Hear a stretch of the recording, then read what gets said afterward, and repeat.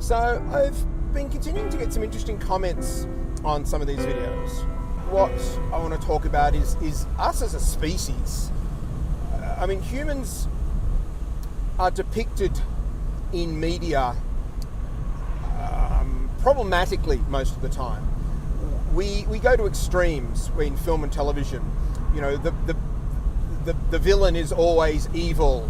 The no-hoper is always a drug addict with, you know, no good qualities. And in fact, if we take it to the really extreme levels, you know, if you take the Klingons, they all dress the same way, they all eat the same food, they all have the exact same attitude towards everything.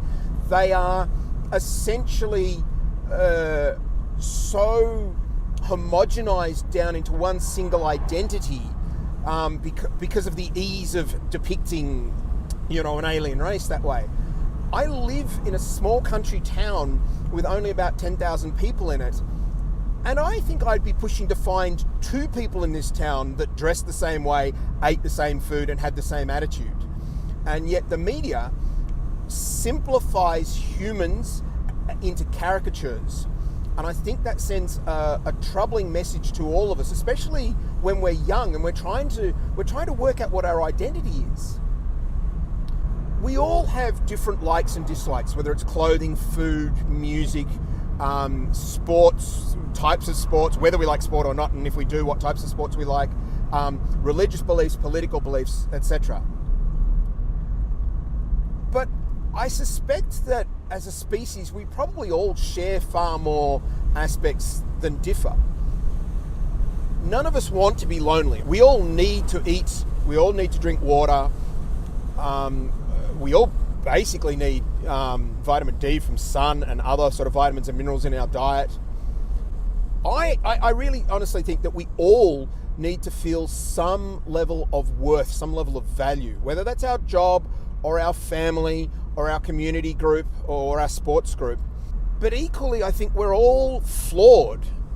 And again, the media sort of depicts normal people. What's a normal people? I think all of us, to a lesser or greater extent, have some level of uncertainty and doubt, some level of depression. We're probably somewhere on an ADHD or an OCD sort of spectrum where, you know, our behavior is not normal. Now, I want to clarify, I am not in any way trying to diminish people who suffer from various different situations, whether they are handicaps, whether they are mental, physical, emotional. But what I am actually trying to do is normalize a little bit by saying we actually all do. And I think that's part of the problem, is that quite often we look at people who have a mental or emotional issue and we kind of like push them across to the side or put them in a little box and hope they will go away. When the reality is we all suffer from this sort of stuff to some degree, to some extent or other. And I think we do our species a disservice by trying to pretend otherwise. And I'm fairly confident that I have probably a low level of depression. Now, is it above the normal that most people have? I don't know. There are days when I feel better than others. There's days when I'm more productive than others. There's days when I just kind of flatline and I don't want to do anything. What has been interesting for me, though, is something that affected me far more significantly than I ever thought it would. And this is why I think it's worth sharing. So when we made the decision to buy this car, there are a few factors that came into it, which I won't go into. But I had wanted a convertible since I first knew they existed. When I was probably 5 years old and I saw somebody driving around in a car with no roof on it, I'm like, oh my God, that's incredible. This may lend towards the fact that, you know, I love the idea of flying and the open air running through my hair is nice and things like that. Regardless of the reasons, I knew I wanted one.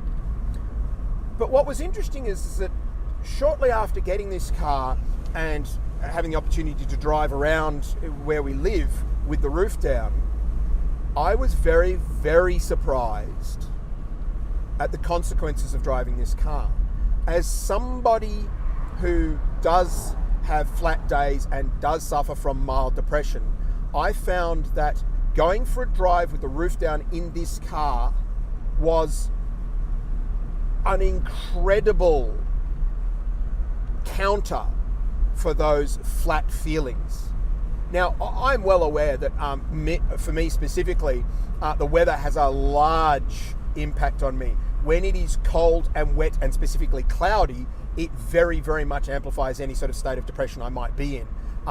Because obviously I would suspect that my body specifically needs vitamin D. And so the sun is something that I lean towards, almost like a sunflower. And so this car specifically has really, really played into that. So something that was purchased as a somewhat frivolous bit of fun, it gave us a second car so that my wife and I could both basically drive independently when we needed to. It was something that allowed us to have a bit of fun, when we wanted to go for a drive. Has had a marked, measurable, and very, very real impact on my mental state. Related to that is where I get to drive, which is where we live here. And again, I'm well aware that this is not an option for a lot of people. But if it ever becomes even remotely an option, I would seriously encourage everybody to try as much as possible to get out of cities. I suspect it's probably added 10 years to my life. Now, there are different pressures. The pressure for me now is I need to continue to make sure that I can get clients who are happy for me to work remotely, because I'm not in a position to visit an office every day. But here's the thing.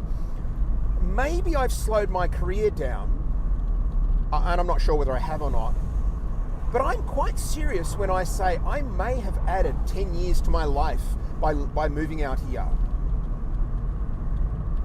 It becomes a really, really interesting negotiation to have with yourself. Though that top job that's really, really, high profile and paying you really well, and you're stuck in LA traffic every single day. I lived in Tokyo for 12 months, and I loved aspects of living in Tokyo, but oh boy, Tokyo's a meat grinder. 2020 proved to a lot of people that we are able to, and when we need to, we are able to work remotely.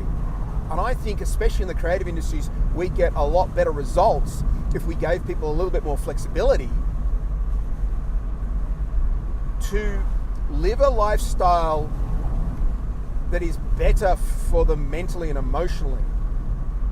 So part of this is about recognizing that you are just human and that you are flawed. You are very, very flawed. We are all very, very flawed. That's a part of what makes up our species. So you need to cut yourself some slack, but you also need to account for that.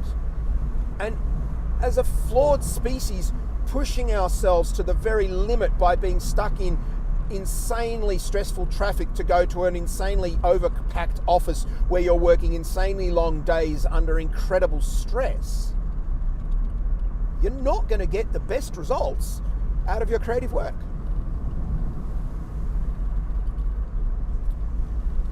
For those of you who are not in a position to instantly just drop everything and move to the city, at least think about what you can do. What is feasible? Is it feasible for you to allot yourself, 2 weekends a month, you take a day and you make sure that you get out into the green, you look at the blue sky, you get away from the traffic. Again, I know this can be quite difficult for people.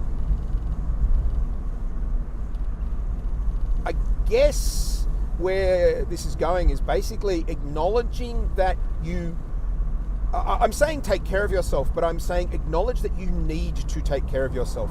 You are not Superman or Wonder Woman. You are a member of a species that is inherently vulnerable in many, many ways. Acknowledge that.